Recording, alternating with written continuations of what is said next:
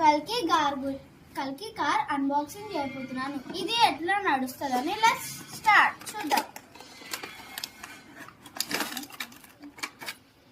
దీనికి ఒక screw driver వచ్చింది బ్యాటరీ పెట్టడానికి. ఇది రిమోట్.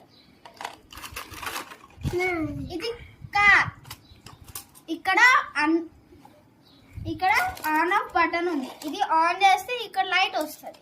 ఇది రిమోట్ ఉంది. ఇది ఫ్రంట్, ఇది బ్యాక్, ఇది